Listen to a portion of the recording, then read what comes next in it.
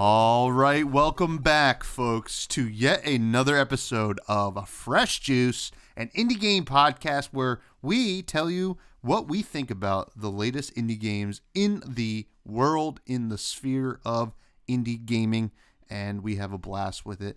I am one of your hosts. I am Tommy Fresh, and joined as always is Matty Juice. What is up, folks? It's great to be back. Episode 16, I think we're doing right here. 16 weeks in a row of indie game freshness. And I got to tell you, I'm excited to talk about today's game. I'm pumped. Yeah, I am pumped. too. I'm interested. You know, as we've mentioned before, we never talk about the game prior to us hopping on the show, like, you know, individually together. I don't know if that makes sense. Individually together. No, we never talk about it separate from the podcast till we're on the show, and then usually after we're like, "Oh, can you believe that?" or this. So this should be interesting because I have some hot takes on this game. It is called Time Survivors. It is, I guess, what would we call this? Like a survivor-like? Not survival. From what I've seen, yeah, I've actually seen it as a vampire survivor-like. People keep referring to that. There's kind of like a collection of games on Steam that they call it like VS-like. So I'm like, oh, that's a new term. Like I didn't know that until I started looking at some reviews for those games. So yeah, I guess it's its own kind of category at this point. Yeah, well, that's what happens with games, especially like Vampire Survivors, where it's so popular, it takes the world by storm, and then you just start to get the, I wouldn't say copycats, but imitator sounds worse, I think. Copycats, and they kind of create a genre, which is pretty cool, and that's where we got, I guess, roguelite. I don't know what the original roguelite was though. I should probably learn what that means, but or Souls-like. There you go. That's another one. Yes, Souls-like. Dark Souls created kind of its own sort of formula there, and so now we have Souls-like. So I really like that too. Just as a side note, I love when games are inspired by other games, and they're not afraid of it. They're not afraid to as long as it's not like a direct copycat, right? But I think it's really cool that people were calling it that. I was also trying to figure out what the genre was. I was like, is it like Geometry Wars? Maybe is like what genre is that game? But yeah, no, it's a VS like is what the kids are calling it these days. Yeah, it's interesting because I'd almost like to just call it a survivor, right? But I guess you get kind of confused with survival games. But I'm only saying that because Vampire Survivors. Now we have Time Survivors, and then you can kind of just keep doing something survivors on and on and on, and it's like this is a survivor game, but it should be really interesting. We'll get into what it's about and then our thoughts on the game as well as our rating in a little bit. But before that, what's new, buddy? Well, other than my recent heartbreak with the Philadelphia Eagles letting me down entirely, I've been pretty good over the weekend. I know we talk about football. It seems like every podcast, right? We watched some playoff football. That was great.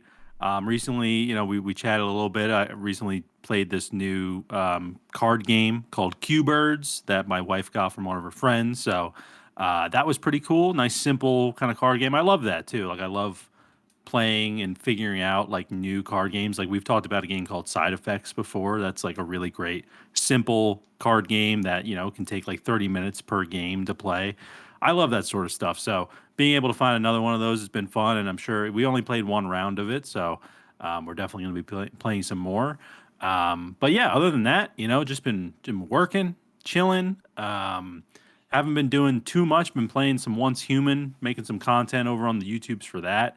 And yeah, it's just been, not a ton going on, I gotta say, over the last few days, but it's been nice to kind of recharge a bit. So after the holidays, but, what about you?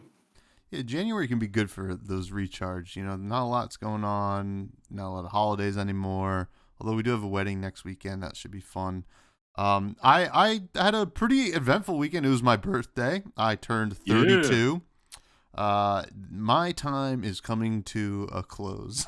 It feels like. No, it was good. On on Friday, our mutual cousin, Dan and my friends Pat and Will came over, and I think last week I recommended the game Thrive that will be coming out at some point, and I got to play test a 4-player version of that game with them.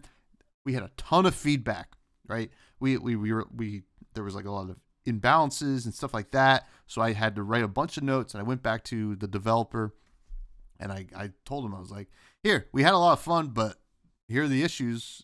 What do you think? He's like, actually, I'm not surprised about a lot of this feedback. I've been hearing a lot of that, which was really cool, and I just love getting those juices flowing, and I'm sending him ideas all the time, which that's been pretty cool.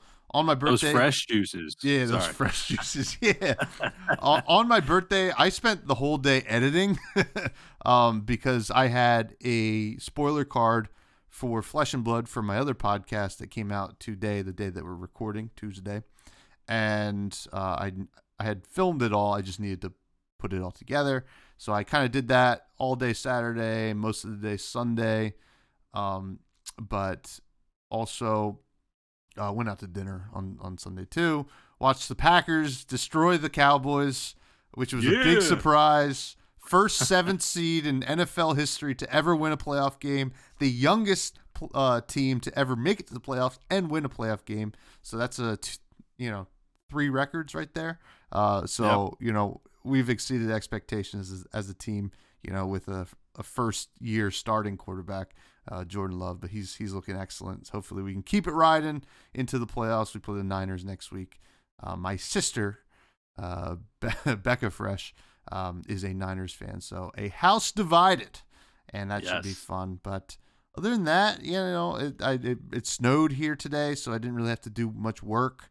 So that was good, and that's just been it. I've just been gaming and editing and making sure the Flesh and Blood stuff was all set, and then also taking a lot of notes for this. It's just getting into that content creator vibe. How it goes. So I feel you. It's been a lot of fun, but we do have some news.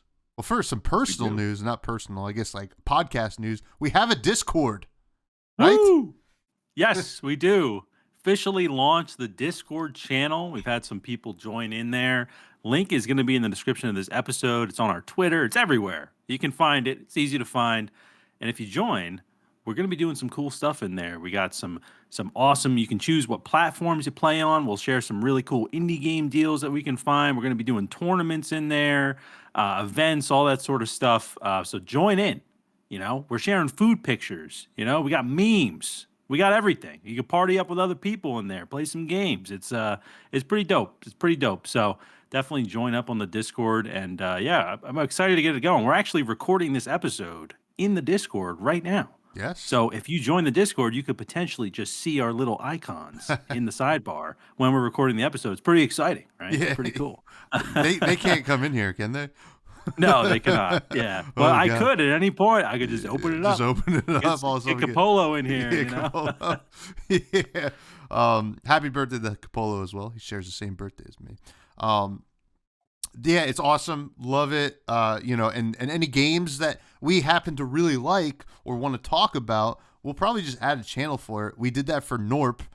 So we're Norping in there, Cap and I've seen Cap and Matty just going back and forth about Norpin, and that's pretty dope. So yeah, check out the Discord. Yep. It's just a good way to kind of just hang out, create a community, and also get in the know on what we're talking about, and be able to submit listener questions, which we're going to get to after our review. Also, we don't have like a lot of specific news, but there is a game coming out in I think a week, which is not an indie game, and I wanted to talk to you about it. It is the new Prince of Persia game. I'm forgetting what the subtitle is. The Lost Crown. The Lost Crown. It is a side-scrolling platformer. I don't know if it's like a Metroidvania of sorts. I've seen some gameplay and some trailers, and initially I thought it was going to be a $70 game, and people were kind of up in arms about it, and then I kind of looked into it. It's only $50. Which is still pretty pricey. Now, the game is a side-scroller platformer, right? I mean, at its most basic core. Now, I'm sure there's a lot to it. It's by Ubisoft. and they are a huge developer. So they're not just putting out this $50 game with no content to it. Hopefully, there's no microtransactions, but you never know. Yeah. But I saw some people saying, why is this platformer $50? Why, like indie games are like this and they're not $50. And that's something we do talk about. And it's interesting because, yes, it's a AAA developer making this platformer. It's almost like surprising in a way. We haven't seen a 2D. I mean, you see Nintendo do it, right? And but those are huge IPs. And not that Prince of Persia isn't a big IP, but it's not Mario. It's not Metroid, right? So what are your thoughts here? Is it a fair price, $50? We don't know. We haven't played it, but like for that style of gameplay, is $50 a fair price for a medium to large size IP? And should we start holding indie games to that kind of standard? Yeah, no, I think it's a great question, and I've seen a lot of discussion over this game, a lot of positive discussion actually. I wasn't aware that there was a controversy over the price, but now knowing that it's $50, I do think that obviously the quality of the game is going to dictate whether the value is worth it, right? But I do think that there is always going to be kind of a premium that you have to pay for like established IPs. Mm-hmm. I think a good example of that is actually a game that I've played, a month or two ago, which is Return to Moria, the Lord of the Rings game, which that is a $40 survival game, which is high for survival games. And I saw a lot of controversy over the price of that. I ended up, I purchased it because I understood, that if the game is high quality, you know, I'm also paying for the Lord of the Rings IP, right? Like Mm-hmm. I understand that the price is going to be a little bit higher because of that. So I think that these prices can be warranted, depending on what the IP is. But I do think it could be a situation where, it's like a snowball effect, right? Like maybe a developer sees for another established IP that normally doesn't have their games priced as high as Prince of Persia. Maybe they see how well Prince of Persia is doing, and all of a sudden they're going to also be doing it. It's a similar story with like the AAA games, right? Where it was $60 for years, and then I think Call of Duty might have been the first one. One of the Call of Duty games made it theirs $70, and now we start seeing $70 AAA games because people know they can get away with it. Developers know they can get away with it. And there's the whole other conversation, right? Of like, there's all this crunch time that developers have to go through, right? And maybe they're underpaid, and like they're getting contractors that end up, only working for a few months there, and all these layoffs in the game industry. So there's that whole other conversation of, yeah, it might suck to pay $50 for a side scroller if you're looking at it at face value, but you're also helping support those developers, and hopefully Ubisoft, in this case, is rewarding those developers with that higher price tag, right? Like maybe they're giving more bonuses or whatever that might be. That's a kind of an ideal scenario. I don't think it works like that most of the time. I think it is a kind of multi-layered controversy in a way. Personally, for me, I would not mind paying $50 for this game after seeing the reviews for it. That's I Mm-hmm. think the caveat is like, I'm always if I saw that this game was $50 and I didn't see any reviews for it, I probably wouldn't buy it, but I would obviously look into reviews before I purchased it. And then there's the whole other side, not to keep going on about this, but I took a look at Prince of Persia: The Lost Crown to see if it was on Ubisoft subscription service. They have Ubisoft Plus, which is Mm-hmm. similar to Game Pass, right? And it is. It's part of I think it's the premium tier, but it's $18 a month. So if you really wanted to, you could just spend $18 to play Prince of Persia, try to beat it within a month, and then you're good. And I feel like a lot of people would say $18 is a really good value for a game that people are considering a game of the year contender already, 2 weeks into the year. So yeah, I really think it's a really complex conversation that like it's really going to be a case by case basis for a lot of people. For me, I'm okay with it, but I do understand the outrage because of what people are afraid of, like kind of coming next, right? Are other developers going to see this and start upping the prices of their indie games that were never priced like that before, just because the IP is strong? Yeah, it's a really interesting conversation just overall. Yeah, and I will say, like, I guess it really boils down to, do these AAA titles, that come in at $50 to $70, do they have to be a 3D third person or first person game of some type to warrant that price? I'm going to say no. I don't think so, because I think Nintendo's a great example, right? We play side scrollers on Nintendo. I mean, like, I know that Super Mario Wonder was a Game of the Year contender, right? That's a side scroller, right? And that was probably coming in at $60, maybe even 70. I don't think they're at 70 yet for Nintendo Switch, but I think for the Nintendo Switch 2, which as soon as we get some more information, that'll be a news story at some point. But it sounds The like Super Nintendo Switch. The Super Nintendo, is that what it's called? That's what I want it to be called. That would be awesome. Yeah. I mean, and that will be very relevant to this show, because the Nintendo Switch has become such a great indie platform. But yeah. I'm looking at Prince of Persia: The Lost Crown, and I definitely want to play it. It brings me back to the original Prince of Persia, which I really liked, and I like side scrollers. And I know that Ubisoft did Rayman Legends, which is arguably one of the best side scrollers in modern times. I mean, I guess if you call modern times the last 15 years or something like that. So, like, I can't see any reason why this wouldn't be worth the price. So it's just really interesting, because, like, I just saw people talking in comments. It was all TikTok comments, right? This isn't like anybody major came out and said anything, but it was all like comments like, "This is too expensive for a side scroller. What? I'll wait till it goes on sale." Yada yada yada. But then you hear the reviews, and you had mentioned to me that the reviews were good. So yeah, it's interesting, because you see a lot of indie games in this realm, and AAA is doing it, and you would argue that $50 less than the AAA standard at this point. So yeah, it's very interesting.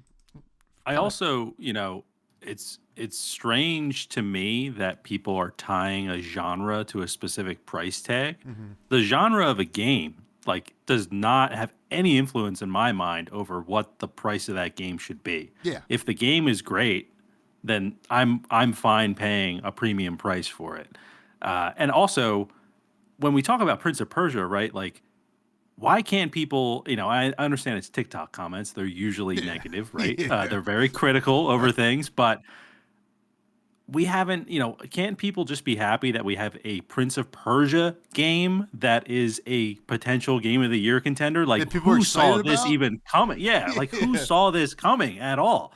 I was not even planning to pick up this game, and now I've considered it. I probably will end up getting it on sale, and that's just because I don't have the time right now to play it. It's not really because I don't find the value. I know that kind of defeats what I had mentioned before, or contradicts, but I do think that, people just need to get over themselves, and it's ridiculous to, like, be like, oh, this is a side scroller, so it shouldn't be worth this amount of money. So does that mean if it was a Prince of Persia third person adventure game, but it was terrible, that would be worth $50? Like, that doesn't, it doesn't make any sense to me. So that really ticks me off, though, because on this podcast, we play a lot of different genres. We've played things that we are not comfortable with.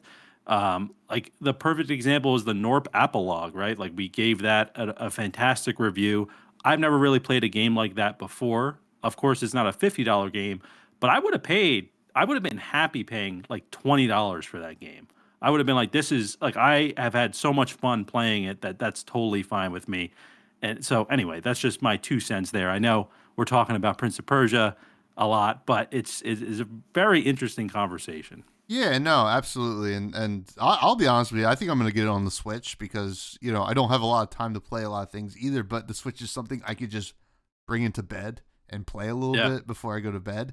And I'm super stoked to actually play it. But On Yeah. I've to also oh, go ahead. Oh, sorry. Just one last thing that I just remembered. I've also heard for the people out there that haven't picked up Prince of Persia, I've actually heard that it is a Metroidvania, but it's a Okay. great Metroidvania for people that have never played a Metroidvania Oh, before. hell yeah. It's a really great introductory one because I think there's like a good amount of cutscenes, so it almost feels like maybe like a AAA story game that kind of has some Metroidvania elements in the gameplay. I don't know. I haven't watched a lot of the gameplay for it, but just for people out there that are interested in Metroidvanias that have never played one, apparently this is a really good introductory one. So, Yeah, yeah. and I don't remember if the original Prince of Persia would be considered a Metroidvania, but I think it had elements to it. Like it was a 3D game, Yeah. from what I remember. And I mean, gosh, I think I played it on the GameCube, and Yeah. and it was just so much fun. But I think you like have to unlock abilities and stuff like that to get through the game. Super cool, super cool. So I definitely want to check it out. But this Yep. is potentially. So I wanted to ask you this next bit that I kind of came across, is potentially indie game news. Palworld, I don't know if Yep. you've heard of it, is coming out in early. They just announced early access is going to be the end of this week. I think Friday, and I think it's going to launch on Game Pass the same day. Now, Palworld, for anybody who doesn't know, it is a Pokemon clone, but guess what? You as the trainer are shooting them up like Fortnite style, right? It's like Pokemon Fortnite, but not Pokemon licensed, and it's by gosh, what the heck is it called? Oh man, I thought I just had. It's by Pocket Pair is the developer, Yeah. who they've created Craftopia, which I never played, but I'm looking at, like, I saw the launch trailer or like the gameplay trailer. It looked really cool, right? It's like, oh wow, it's like Fortnite but with Pokemon and all this kind of stuff, and they look exactly like Pokemon, and it looks better than a Pokemon game because if I'm gonna be honest, as much as I love the OG Pokemon, I have not liked a new Pokemon game in a long time, and I'm looking at this and I'm like, this could be a serious contender, for the spot that Pokemon holds in the market. Do you think that is Pocket? I can't really tell if Pocket Pair is a indie game developer because it seems like there's a lot of money behind them. The developer had worked for Nintendo, had helped the develop the DS, I think, and Yeah. and then also like invented a cryptocurrency and stuff like that. So like obviously this guy's been around. So what's your take? Have you seen anything about this game? Yeah, I was actually watching a stream of it today, and it's something that I think it was announced. It was at one of the conferences because I always every time I'm watching like an E3 or whatever, I'm always making a list of games that look like interesting to me so I can kind of keep my eye on them, and that was definitely one of them. And I actually didn't realize it was launching so soon until I saw some people streaming it today. And for me, it does look interesting. And it is on Game Pass, right? So it's very accessible. But for me, I don't know. Like I've always felt like the Pokemon clones never really do it that well for me, right? Like I've played some of the other ones, and I just like obviously like Digimon and stuff like that back in the day, it just never really resonated with me the way that Pokemon did, and that's obviously like a huge nostalgia reason. And I do find it interesting. I think that it's really smart.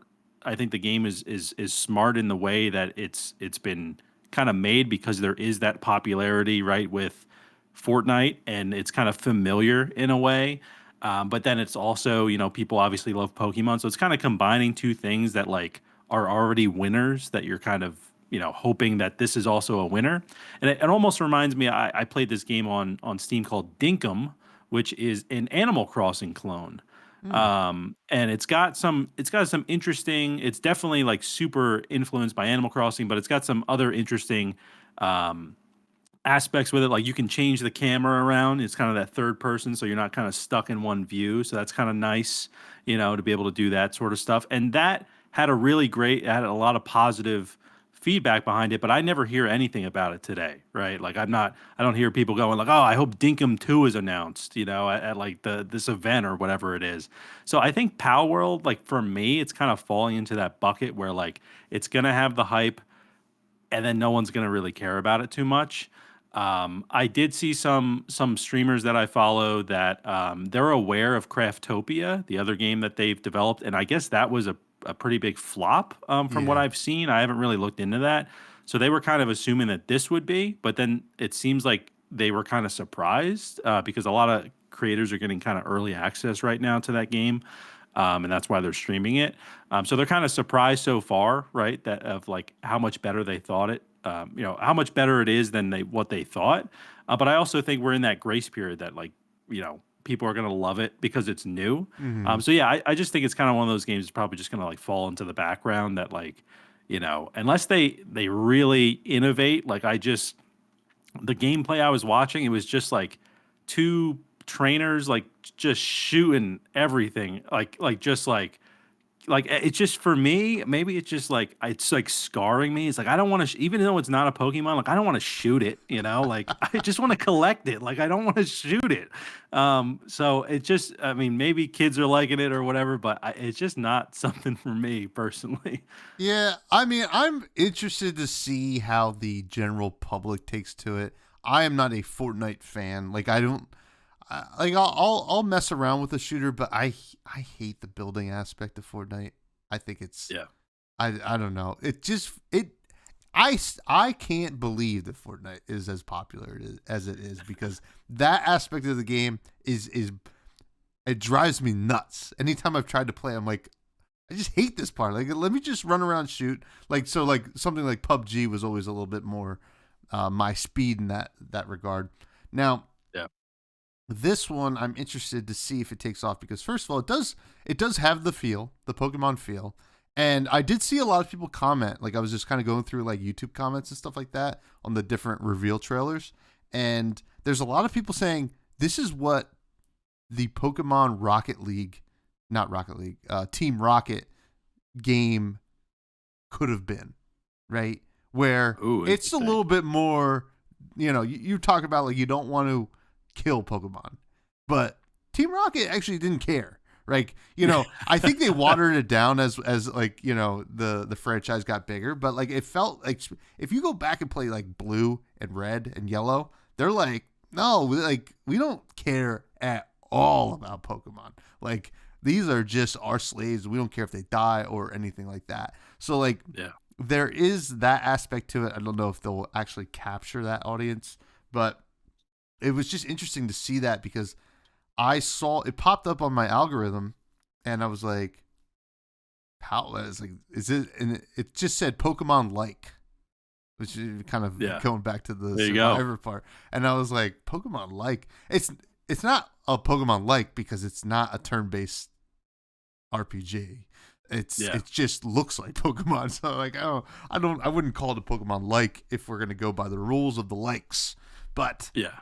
I'm interested to see where the general public falls on this game because I think it actually has potential if it nails the replayability of Fortnite with the added bonus of people kind of being into the creature thing, the pocket monster thing.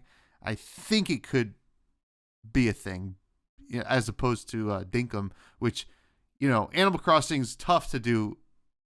Kind of a imitator because Yeah. like there's replayability, but there's no like, oh, let's get another game in, as Yeah. where like Fortnite and Call of Duty and stuff like that, they all have that. Like, who cares? Like, I lost that game. Let's play another real quick. So very interesting. Wanted to get your thoughts, but speaking of all these likes, we have a Vampire Survivor like, a VS like to talk about. Time Survivors. Maddie, can you tell us what this game's about? Yeah, so this is an interesting one, and this is from their Steam description. Um, well, this is developed by Lunar Chili. There are only 3 developers, and just for transparency, we did receive these keys from the developers. Thank you for sending them over. We appreciate it. That does not affect anything when it comes to our judgment of the game or our review of the game. But we appreciate you sending over those keys. And yeah, a small development studio, Lunar Chili, they also published the game. It's available on Steam. It's actually on sale right now for $3.99 until January 22nd. So if you're listening right now on the day of release of this episode, you got a few days to pick up this game if you would like to. Normal price is $5.99, so still relatively cheap game. And they call it the most historically inaccurate roguelike ever made. So they're calling it a roguelike in here, which is interesting, which I guess it technically is. But I've seen everyone else call it a VS-like or Vampire Survivors-like. And it says here, slay hordes of minions as Lincoln, that's Abe Lincoln, Tesla, Nikola Tesla, Cleopatra, and other historic heroes with unique abilities fight through various historical eras, collect resources, unlock and enhance gameplay through deep skill tree meta progression. So it is very similar to Vampire Survivors. If you're a fan of Vampire Survivors, I would definitely recommend at least checking out this game on the Steam page. But yeah, that's kind of the game in a nutshell. Yeah, and it is an interesting one, and let's just get right into it. Let's talk about gameplay. I'll start it off here. I've played Vampire Survivors, right? Mostly on my phone, which I think it's the optimal way to play it because it is somewhat of a time killer. Now, where the optimal uses for Vampire Survivor happen on the phone, I think kind of stop with this game. I think it does benefit from being on the PC a little bit. I would say the gameplay is good. It's not complex, right? It's something that it felt like if I really, really tried, if I tried super hard 15 years ago, 2006, I could have made this on Game Maker, right? That old, like it has that kind of feel, right? Like there's no real physics to it. It's all top down, and you're just kind of walking around the screen. And it is a lot like Vampire Survivors in that regard. And I think it succeeds in a lot of ways. And I like that you kind of get these familiar characters. Now, if they make a lot of sense, they don't. They certainly don't. They kind of say that in the description. But I do have one major gripe, and I guess it will come down to the story. I'll leave it for the story, but okay. It's a classic Vampire Survivor. You're just running around, you're killing these enemies.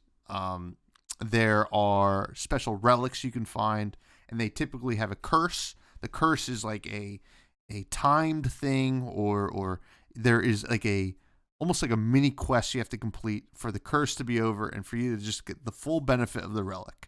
Right? It will have a upside and the downside's the curse, but you can get rid of the curse if you do what the curse wants you to do.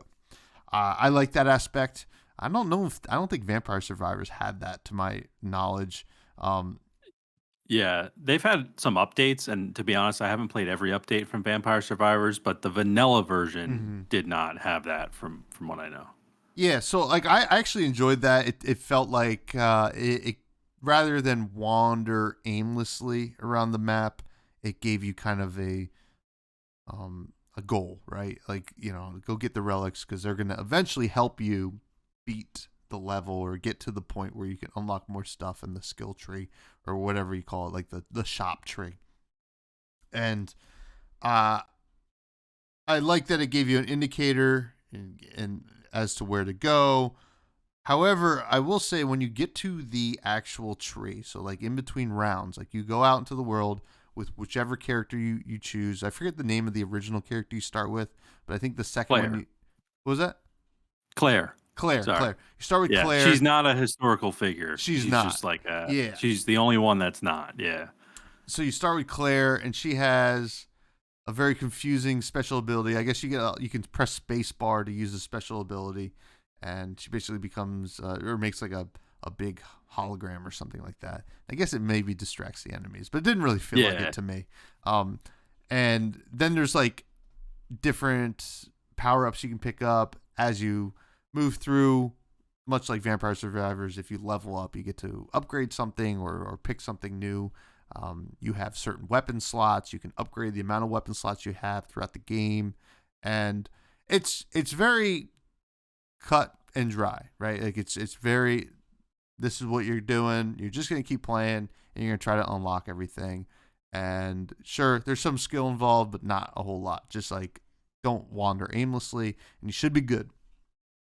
You unlock.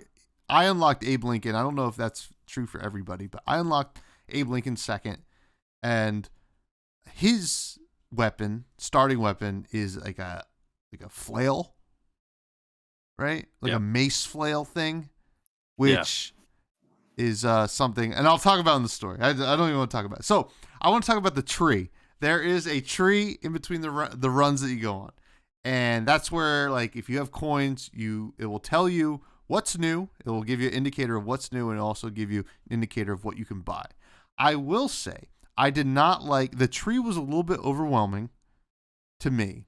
I felt like it didn't really have, I mean, it had a rhyme and reason, but it didn't feel like it had a rhyme or reason, right? It kind of felt chaotic.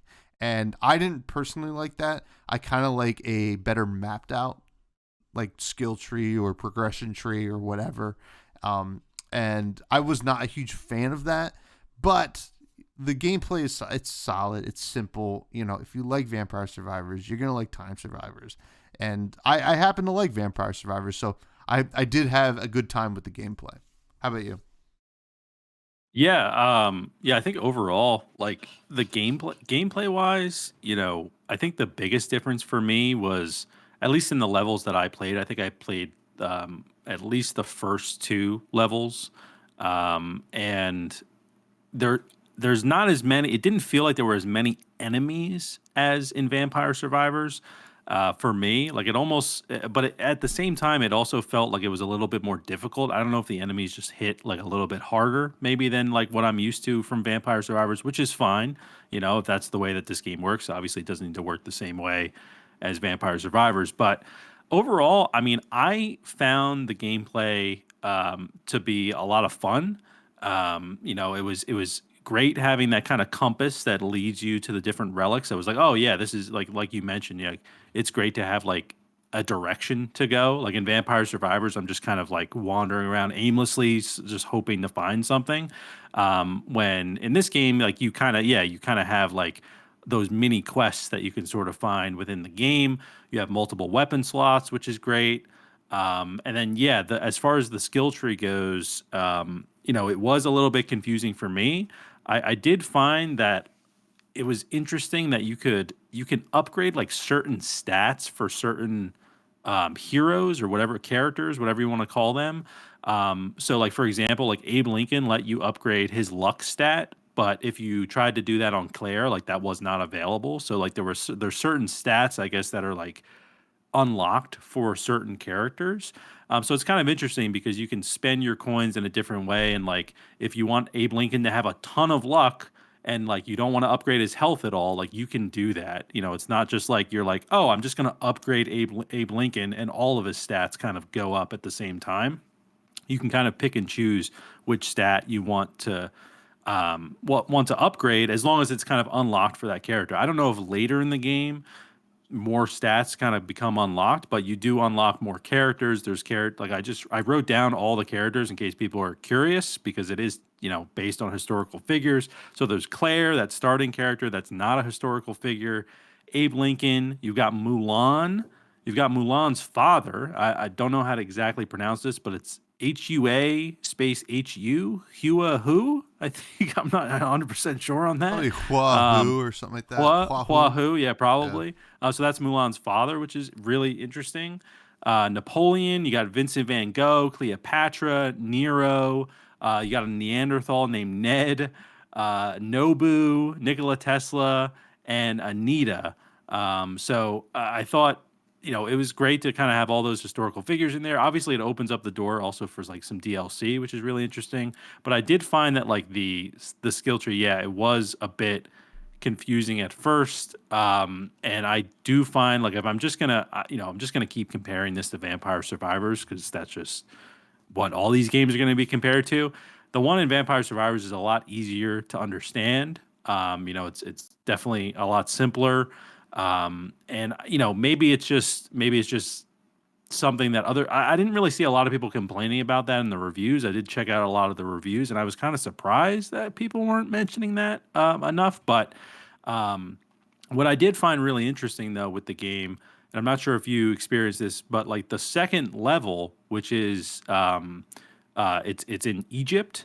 It's actually a side scroller. It doesn't work like the first level where Mm-hmm. you can go in any direction. Like you are it the screen is automatically kind of moving to the right.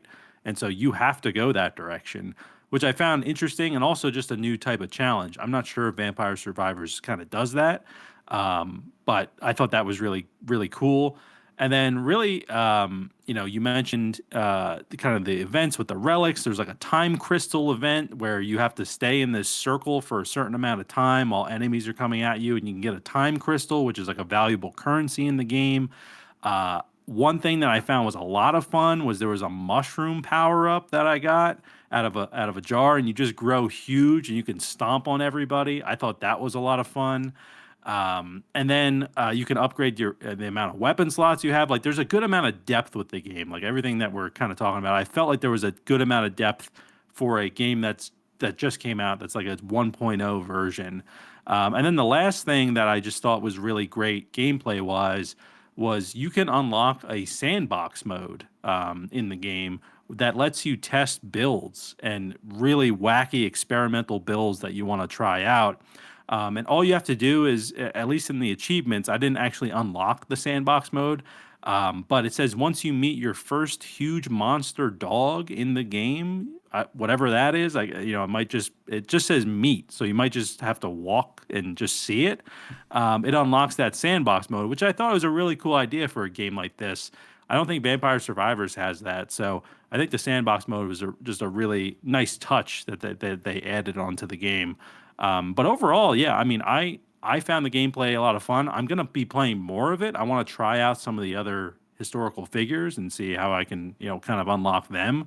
Um, Abe Lincoln, yeah, he did have that flail, which I know you want to talk more about, but it was that was definitely a little odd for me. But yeah, I think overall, like I did enjoy the gameplay. Yeah, kind of. Not like it's so weird because like Vampire Survivors isn't that old, but this does feel like a classic Vampire Survivors like game, Yeah. which I think is what we're getting at. But story wise, it's minimal, right? But you do have these historical characters that we're all, not all of us, but like most people are pretty familiar with, and it's kind of cool to kind of get these real people to kind of play with. And I always enjoyed the book Abraham Lincoln Vampire Hunter. I always really like that, like kind of alternative history. So I kind of enjoy that vibe that's going on here.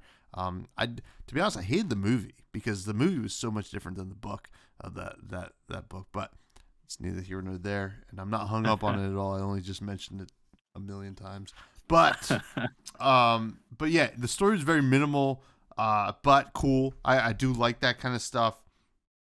And unlocking, like in the original Vampire Survivors, like you have this progression, and it's a very addicting gameplay, and you're getting a lot of that here. But there's an added push, or not push. It creates a desire to unlock the other characters, right? In this one, a little bit more because we know what these characters are, right? We know Abe Lincoln, we know Tesla, we know these Van Gogh and stuff like that. We know these characters, so it does make you want to continue to grind and try to get the currency and unlock these characters so you can see what they do, right? They all have their own kind of unique play abilities that you get to experience. Now, I mentioned it. I don't know why Abraham Lincoln can't have an axe, man. That's what he should have. Why are you giving him a flail? It's not hard to make an axe playable in the game. There might even be an axe that you can unlock at some point. Why is he starting with a flail? It makes no sense to me. I know it's silly, but it's a pet peeve. I was like, I want Abraham Lincoln to have an axe, right? He made a log cabin, and he had to chop down those trees with an axe. It's part of his like mythos. give us the axe. And also, on top of that, and I get it, it's historically inaccurate. They say it in the title, but his like special ability is it basically creates a bunch of cherry trees, right? Which I understand they grow in Washington D.C. Whatever, but wasn't it George Washington who cut down the cherry tree? Like, guys, let's at least rein it in a little bit. Let's actually make it make sense a little bit, right? Yeah. And Abraham Lincoln could have done so much cool stuff, right? Like with his ability, like he arguably has the most lore and like folklore out of any president in the United States, right? Yeah. Like you give him cherry trees. I thought you were just referring to like his life as lore. Just like yeah, I guess he does, but I understand what you're saying. Like, spin-off, like Abraham Lincoln spin-offs. There's a lot of them. Yeah. I right? couldn't tell lies. Like, shit like that. Like I don't know, keeps him honest somehow. You guys are the developers. You bake it up, but that was just a pet peeve. But other than that, it's a very simple game, so it's gonna have a very simple story. But it does have a progression, and I find that it did make you want to continue to play, and I think that should be the main goal of a story. Yeah, no, definitely. Yeah, there's not a ton of story. There's like an inherited story just because we do know these people. But I agree. Like, it would have been great to have an axe or like something with like his hat, maybe, like that, maybe like a black hole, like his special abilities, like he throws his hat and it like sucks in the enemies around it or something like that would be cool. The cherry trees, I mean, I'm not a history buff or anything like that. Maybe he had something to do with cherry trees. I don't know. But I have heard, George Washington is more on the cherry tree side. And hey, let's get George in the game. I mean, come on. Like, you give him a musket, whatever it is, maybe he's on a boat. No, I don't know. But that's the thing with this game too, is like I mentioned, like there's just so much they could add in there that would just be hilarious. But yeah, it has to be, obviously Abraham Lincoln wasn't fighting like gargoyles and stuff. That's the historically inaccurate part. But like at least make the character a little bit more historically accurate. I can understand that. But I also just found the flail to just be odd with like how, and maybe this is more on the art side, which I guess we can get into if you're ready to talk about some art stuff. Yeah, let's talk about visuals. Yeah. But I found the flail was a little bit odd with the way that it sort of moved. It kind of didn't flail around the way that I was thinking it would. So maybe having an axe would be a little bit better. And also, I believe there's an axe in Vampire Survivors. Maybe that's why there's like an axe item, I believe. Maybe that's why they didn't want to do it. I'm not too sure, but that's a great point, though, overall. But like, I mean, what I'm saying is like Abraham Lincoln should have like a logging axe. I don't know if there's a logging axe in Van. It's probably like some kind of battle axe, right? From my memory. But yeah. No, you're right. But the visuals. What else did you think about them? Yeah. So for me, like the art right out of the gate, it does have that retro vibe to it, but I found it to be a little bit more realistic looking than in Vampire Survivors. Like when you first start, you have these rats coming after you, and they look like rats. Like they're not really pixelated or anything like that. So I think a lot of the art, like I thought it was really neat that some characters kind of look a little bit more retro. Some of them look a little bit more, I can't talk, a little bit more realistic. So I thought that was kind of interesting. In terms of like the environment, I did have like an issue where, and maybe this is just something I didn't do right, but I found like buildings that had like kind of a black door on the front that kind of looked like you could enter it, almost like I was like, oh wow, like there's like a secret level here or something like that. I walked up to it, I couldn't go into it. So I don't, that might be something they want to tweak on the art side, unless, like I said, maybe there's something I just didn't do, and maybe there's a way to unlock that. And then another just kind of small gripe I had with the art was really around like the HUD and just like kind of the overlay. I almost felt like it was just too big. Like I almost felt like the game wanted me to be sitting on the couch playing with a controller versus like sitting at my computer and playing. So I don't know. I couldn't really find an option, and maybe I just missed it for like a HUD scale or some way to like kind of shrink the HUD down. But like some of the menus, like when you pick up or when you collect enough coins and you can kind of level up one of your abilities, like it was just huge. I was like, wow, like I just like I felt like am I blind? Like I felt like I had the scale really high on my computer, but it was just the way the game was. So that was something that like maybe they could add a HUD scale in there. I think that would be great. But overall, I mean, like I enjoyed the art. Like you mentioned, it even though Vampire Survivors wasn't that long ago, it does feel like it fits with that retro vibe, that kind of old school vibe, and yeah, overall, like I was pretty pleased with the art. There were just kind of a few things here and there that I think they could tweak. And yeah, no, I thought it was pretty great overall. What about you? Yeah, so I agree with you on the HUD, right? And I don't know if it was that it was too big, but I think it was just like some things were like in your face. And then other things that I think actually had equal importance to your knowledge of what was going on in the game was small. Like in the top right corner, it felt small compared to the top bar that felt Yeah, huge, right? And I think your health was in the right, the top right. So like, and then your experience was in the top. So what are we caring about here? Like we should care about those equally in a way. So I felt like the messaging of what you should be focusing on throughout the game was kind of thrown out of whack because of the way they designed the HUD. And then I also had a lot of issues with the art in general, not because it looked bad. I actually think like individually, if you look at each individual thing, I think it looked cool. I think it hmm matches what you'd expect out of Vampire Survivors. But there were, and like you said, like some things felt realistic, some things felt retro, and there is a fine line when you combine those things. We talked about, you know, different games where maybe it's pixel art in like a very 3D world or something like that. There's a fine yeah, line that you can make it work, and I felt like this did not make it work. I felt like the art styles clashed. Whenever I saw, the more pixel art stuff, and then you'd see something a little bit more realistic, I would be like, it just felt like all of a sudden it just felt messy. And I didn't really enjoy that a whole lot. And I think I understand that they were perhaps going for, well, we can't just be vampire survivors. And I get that. I totally get that.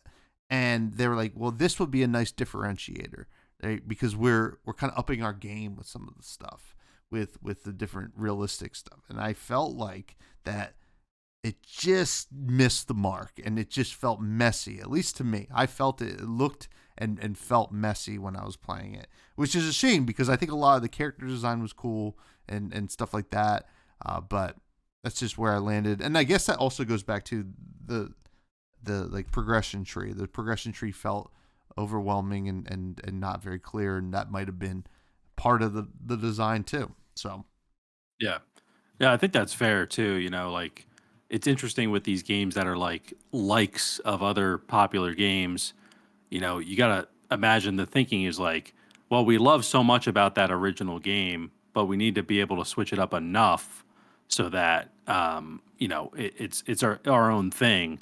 But sometimes it's hard to like get that right, you mm-hmm. know. So I totally understand. Like that was the first thing I really noticed, right? When like I saw the rats and then I started seeing some of the other characters, I was like, oh, like they're mixing up like the art styles a bit in this. So I could totally see how that could be like kind of a turn off in a way of like just the way the art is.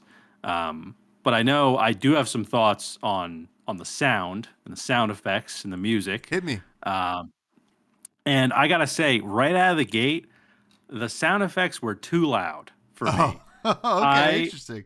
like so at least for certain like mobs that you kind of come across. So when I first started, there's kind of like that group of like, I don't even know, like bats or something. I think it's bats and vampire survivors, but whatever it is, it's like orange, and they just kind of fly by. And those things were so loud that it just like it did not. It wasn't like they were loud um, on purpose. It kind of felt like each one of them maybe had their own sound file and they were just all overlapped on each other, and it was just a lot at once. So immediately I just went in and kind of turned down the sound effects.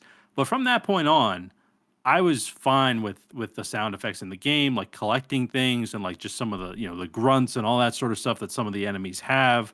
I thought that was fine in the game, but there were a few things like that would happen every now and then where I was like, "Thank God I have my sound effects a little bit lower," because that was pretty dang loud for me. So I did see actually some other people mention that in some of their reviews as well. So, and that's something that they can obviously tweak with an update and patch that.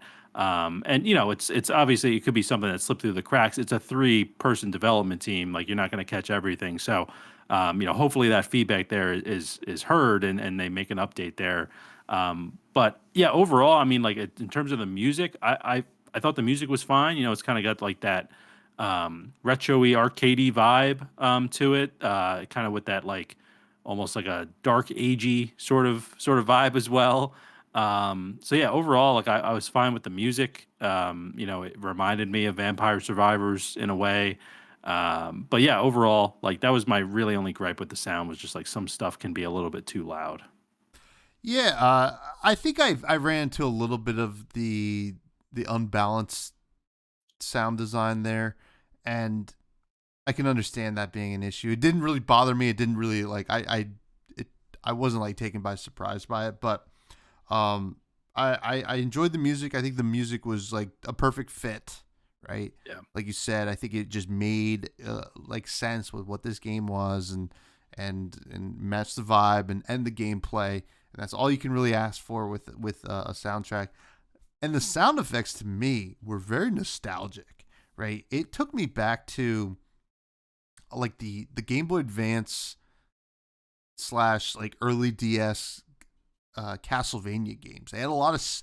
It was almost I mean, I'll have to go back and look, but like I felt like almost they stole the sound effects from it. That's how much they sounded like them, and I was like, this is like bringing me back to, you know, elementary school, middle school Tommy, right? When I'm playing like those Castlevania games in bed after the lights are off, right? Like there was something about that was very comforting, and I was like, oh, yeah. This is I can mess with this. I really like that. So like I enjoy that. Don't know where they got it. If there was like some kind of royalty free area that like maybe that's why I recognize it, but I think maybe are there bears in it?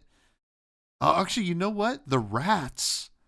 The rats sounded a lot like the rats in RuneScape, and that was like, and which scratches like such a good part of my brain that I'm just like, yeah, like I think everybody should just like anything that's using pixel art should just use the sound effects from RuneScape for whatever reason. They just sound good to me. So. But that's where I landed on the music. But in terms of performance, though, performance was I don't know. It shouldn't have performed badly on the PC, and it didn't. So that's where I was with that. Yeah, same here. Ran really well. Definitely a game that could also run on my phone, just like Vampire Survivors. Like it's nothing too complicated. And props to the devs for being able to optimize that. There's a lot of things going on at once, right, in a game like this. So, ran really well for me. But you know what time it is, Tommy? It's time for our review now. For any newcomers, our ratings are grocery store themed. Certainly, number one is certified fresh juice because we are fresh juice and we want it to be certified fresh juice. A steal, right? Oh, this is a great price for whatever's going on. Get on sale. It's perhaps a product you like, but you don't want to spend the money on it all the time. And then you got manager special. These are the cheeses that might look a little funky. That perhaps you know, they didn't want to sell at full price, so they sell at a deep discount. And then there's spoiled milk, which nobody really wants. Nobody wants to buy that. Anything expired sucks. So, where did you rate this game, Eddie? So with everything that we covered there, I am rating this game a steal, and here's my reasoning for it. When I was playing this, I almost felt like, there are issues. Obviously, we mentioned some of the sound issues, some of the kind of skill tree gameplay, slight gameplay issues. Um, but I almost felt like I was playing Vampire Survivors 2 in a way, where like this could easily be, a sequel to Vampire Survivors. And I think really what is kind of solidifying the steal for me is that like this game has potential. It just came out. I could see just like Vampire Survivors, where like, it obviously encapsulated a lot of people when that game came out, and now it's just like grown to kind of its own sort of beast after all these other updates that the game has had. That I could see this game kind of having a similar run, and the fact that the price is $5 and it's on sale right now for 4. I just kind of felt like the devs did a lot of things right here, and they seem like they're very active as well and listening to feedback. So I have high hopes for this game. I don't think it will ever reach like a certified fresh juice for me, just because it's not a truly original idea, right? Like Vampire Survivors for me was like something I've never played before. Like I felt, like I said, like I was playing a sequel to Vampire Survivors, or some sort of like spin-off. It seemed like it was very closely related, and like they did a lot of things right and a lot of new things that I just found really fun. That's really it. I just had a lot of fun with the game. So yeah, I'm giving it a steal. Interesting. All right, you got a steal from Matty. I'm gonna give it a solid get on sale. And my reasoning is I think they really nailed the gameplay, right? But there's a lot that they could really shore up that they haven't, right? Like I mentioned my issues with the visuals. They kind of really bothered me. Like I understand they're trying to be different, but sometimes less is more. And especially with something like this. So I found that if they could shore up the visuals a little bit and maybe give Evelyn an X, but no, that is whatever. That's a choice, and that's totally fine. I can't count against them. But I found that if they just shore up the issues that I had, I think it could move up to a steal. But as far as I'm concerned, I think if this is like a discounted version of Vampire Survivors, I would look at it. Right, it's like, oh man, Vampire Survivors, what, $5? I don't know, is that like $5? Yeah, Yeah, I believe so. Yeah, like if this is full price, I can't recommend this over Vampire Survivors, to be honest.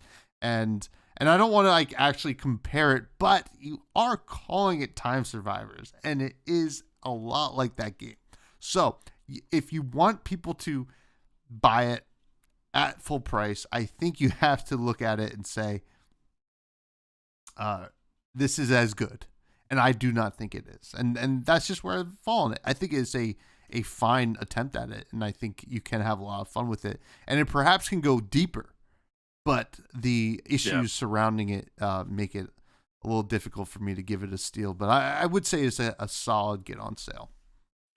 yeah. No, I think that's fair too. And like in my eyes, Vampire Survivors is if we were to review it, a certified fresh juice for me. The gold standard. And, yeah, exactly. So it's interesting reviewing games that are likes, right, or similar to another game on purpose, and trying to kind of read between the lines with a lot of different things. So yeah, no, totally fair with that. And we have some great listener questions now coming up, Tommy. And if you don't mind, I'll intro them if you want. Yeah, if you want me to. Yeah, no, Cool. hit it. I mean, if anybody wants to submit any not intro questions, listener questions, check out our Discord. It's humming and danging, and now we're getting like a lot of listener questions. Yeah, they're coming in. So be sure to submit them too, because we might just, we got to fit them in the episodes. We can't do everybody's question, in an episode. We're gonna have to spread them out. But all right, so our first listener question here is from Mr. Kmore, and Kmore asks, "What is your most memorable no way moment that had you in awe or shock for any game?"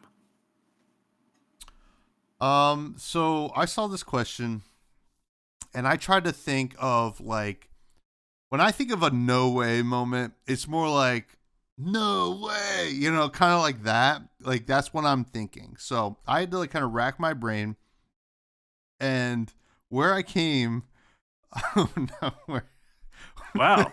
Yeah, where I tell me. where I ended up, folks.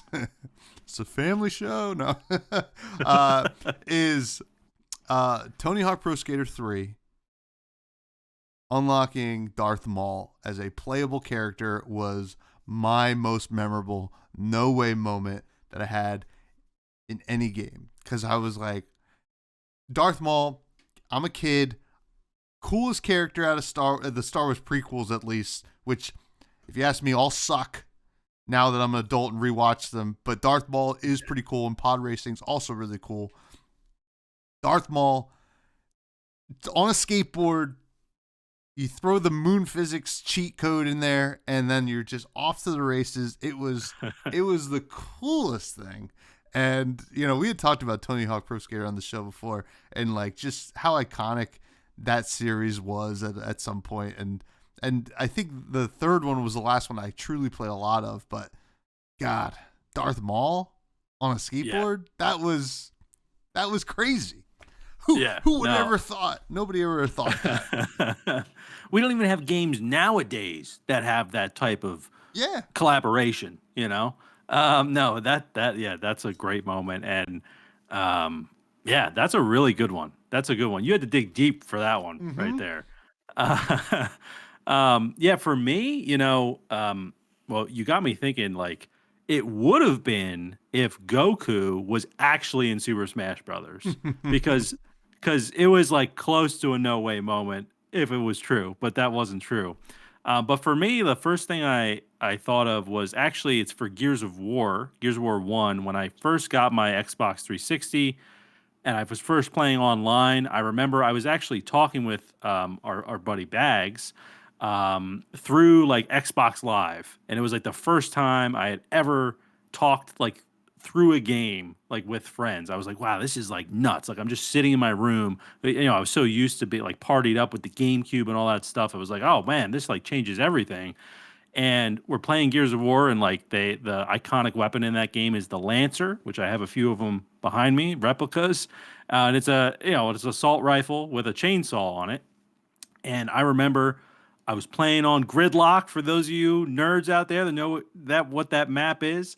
And my buddy Bags, I see him rev up his chainsaw on his weapon, and I'm just like, how the hell did you just do that? And he's like, you got to hold B. And I held B that entire fucking game. Like I was just like, this is the coolest thing ever.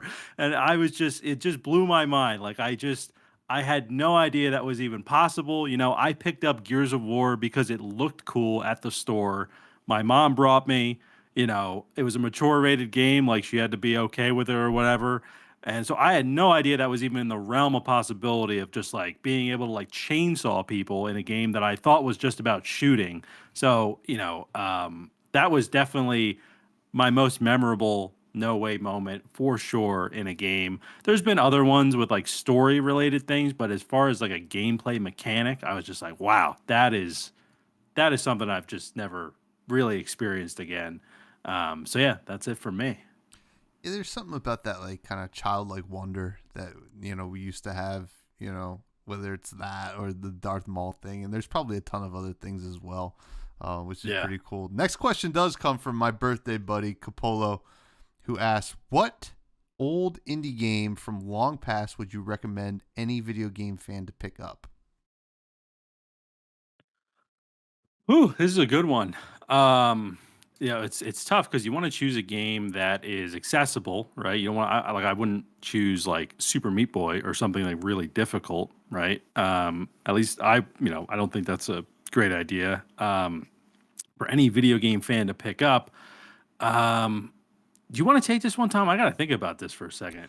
Yeah, I have an answer. I would say Axiom Verge. I think that is just a classic. Like if you want to play like something that kind of harks back to the old Metroid games, but takes a really unique twist and a really well thought out story where, you know, you have some challenges and puzzles and it just was, I think it was one person too, which is pretty incredible at, like how successful and how amazing that game is. Axiom Verge would be my answer there.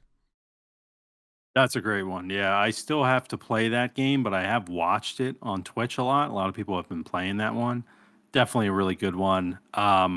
Honestly, like this isn't a game from the days of old, but I really think Cocoon is like a very accessible, interesting game that like my wife would enjoy. Like Maria would probably play that, and I mean, she's not a big video game person, but like she likes games. So I think like it's not an old one. Cocoon is a really great one, and maybe if I had to choose one that was a little bit older, it'd be like Subnautica is a really good indie game if you like survival games. If you don't have whatever that phobia is of being in the ocean, because I Thalassophobia, yeah, Thalassophobia. whatever Yeah. that is. You definitely don't want to play this game, but that game really surprised the hell out of me when I played it. So, if you're into survival games, I would say Subnautica is a really good one to get into. And if you just don't know what to play, Cocoon is just a really great game. That's obviously newer. So actually recently on sale as well. We talked about that in the Discord. It was 30% off. So if you join the Discord, you might get notified of great sales like that. Oh yeah. But yeah, great question there, Capolo. And then finally, you mentioned him already, but Bags has a question here. That's what's the indie game that got you into indie games? I think we've talked about this from time to time, but um, you want to take this one first? Yeah, the indie game that got me into indie games. I've talked about Super Meat Boy as being definitely one that like was one of my first, I think, indie games that I played. If we're not counting games like back on like the GameCube and N64, because it was hard to know what was indie really and what was not at that point. Super Meat Boy is definitely one of them. I gotta say though, like a game that um, really made me appreciate indie games quite a bit is a game called Firewatch. I haven't talked about it too much on stream. I think it came out was it 2024 now, maybe like 10 years ago, something like that. Firewatch was a game that was recently actually on a deep discount. I missed sharing that in the Discord. It was on a very deep discount, and unfortunately, it ended by the time I saw it. But that was a game that like I didn't realize how good a story could be in an indie game. Up until that point, it was just kind of I was just kind of playing indie games that were, like party games or like a game like Super Meat Boy, puzzle games, whatever that, genre is. And Firewatch was one where I was just like, wow, this is a really well crafted game that's interesting. And it was really just something I picked up on a whim. So Firewatch is probably the game, one of the games that like didn't get me like super into indie games, but it made me really appreciate kind of the variety I could get in indie games. It could tell a really good story. So yeah, I'd probably say Firewatch was a good one for me. Yeah, that one I had never played it, but it always looked pretty good to me. Um, the indie game I would have to say that got me into indie games, like the first one I remember being like kind of obsessed with was Enter the Gungeon. I think that game was, it was probably like almost not 10 years old, maybe 8 years old at this point, maybe even longer. It might be 10 years. It's 2024, nine or so years old at this Yeah. point.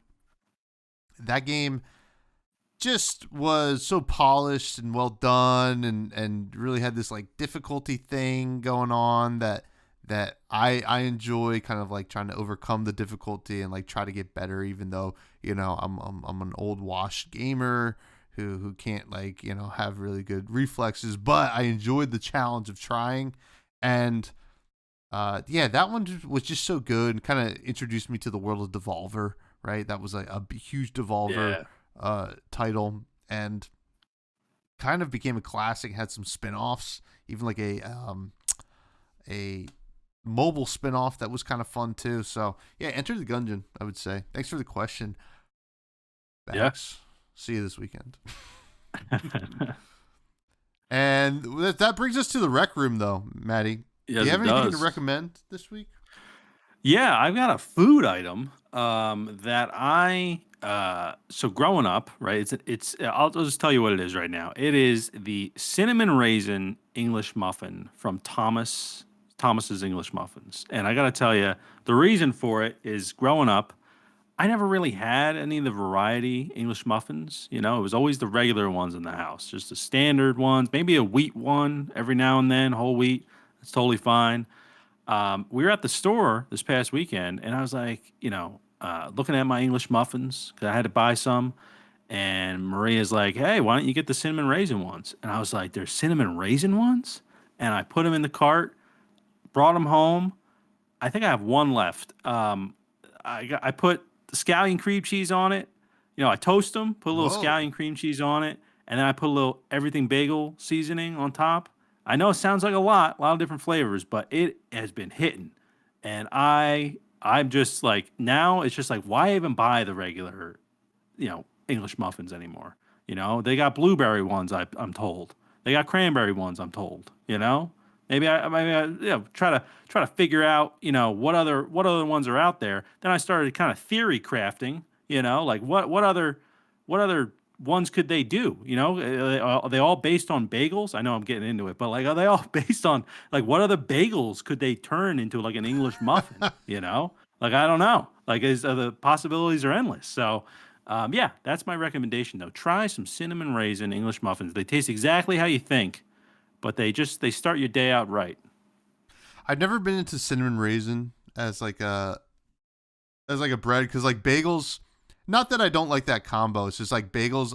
I always like in the savory realm. I get like everything bagel, jalapeno bagel, stuff like that, and then English muffins. I'm the same way. So it wouldn't be something I would eat, but like I wouldn't mind the taste. It wouldn't be like something that I wouldn't be throwing I could tell you that. I would not be throwing scallion cream cheese and everything bagel seasoning on there. I would be doing like a brown butter, maybe some jam on there or something like that. That might be pretty good. But I'm gonna do food too, to be honest, because I just want to say, so I love Chinese food, right? I used to work at a Chinese restaurant 6 years, and fried rice is awesome. Fried rice is great. And I gotta say, in my elder years, I really got into Indian food. I love Indian food.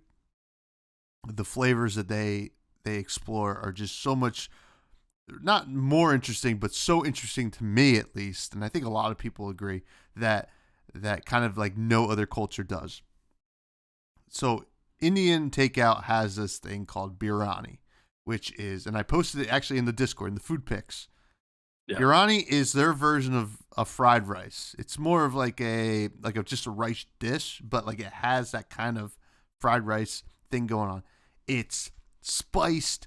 You got huge chunks of chicken. Like if you get the chicken biryani, you got huge chunks of chicken, cilantro, fried onions. They throw raisins in there, which like might be a little turn off for people, and it would have normally been for me.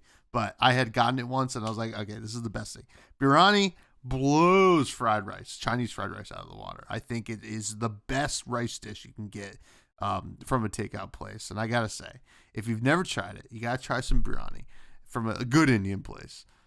And that's it. That's it. Like a bunch of spices. You can get it spicy. A lot of people get it spicy. And it's served, so there's one thing I will say. It's typically served with a side sauce, like a side yogurt vegetable sauce that I'm not a huge fan of. I don't really go for the yogurt thing, so I never mix it in. My fiance does, and she says it's awesome, but I like to go in, just base rice, base like dish, and it is raw. Just going raw, dude, and it is awesome. And biryani is the truth. So I saw you post that picture, and it did look pretty good. And I was trying to ask Maria, because she's had Indian food, and I'm just like, is this Indian food? And she's like, oh, I don't know. Like she didn't really take like a deep look at it or anything like that. But now it's confirmed. It is. That's Indian food. And I gotta tell you, like, rice is just so good. Like all the different types of rice, right? You got your Mexican rice, your hibachi rice, you just eat brown, whatever, fried rice. It's just all good. So like I'm not a very adventurous eater, as you know, but I'm on board with this. Like the raisins, yeah, that could be weird, but like as someone who just denied cinnamon raisin English muffins, but you're saying this is good. That to me is like, okay, well, if he's saying that that's good, then I should probably try that at some point. Next time we're in a situation, because I know when we go to PAX, sometimes we'll just get takeout because it's easier. I'll get biryani. I'll let you try some. We'll do it. And they use basmati rice. The Indian places use basmati rice, which I think is the superior rice. Like the long grain, soft. Like it's almost like it doesn't really stick together a lot like sushi rice and stuff like that. It's just like it's like an individual thing. You can kind of taste the grain of it. So yeah. Now I think we can both agree too that the best rice is the white rice you get from a Chinese restaurant, and you put a little ketchup on top. That's ketchup. I love white rice from a Chinese restaurant, and if I'm making fried rice at home, I will go pick up a quart and leave it in the fridge overnight to get a little dried out, and you just kind of make fried rice. But I'm not throwing ketchup on there. I will do a ketchup-based sauce though for stuff. I will say, but it's not. I'm not going raw on the ketchup. That's what I do. For the listeners who don't know, ever since I was young, that's what I do, and I'm sticking to it. All right, it's delicious. Please keep listening. This has been a fun episode. Thank you to the developers of Time Survivors for the keys. We appreciate it. You can continue to find me on Twitter at FreshBloodsPod. You can find all my Flesh and Blood stuff there. I also retweet the Fresh Juice stuff. I think the Discord's going to be a great place for us. Please check it out. And also check out at Fresh Juice Pod on all platforms, Twitter, YouTube, whatever, TikTok, Instagram. And where can people find you, Matty?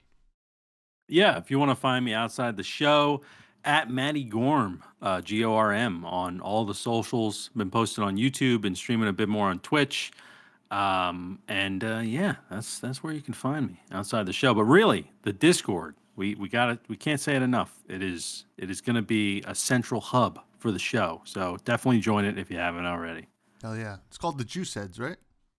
The Juice Heads. That's how you become an official Juice Head. That's how you do it, folks. Yep. Sign up now. With all that being said, please have a fresh and juicy week.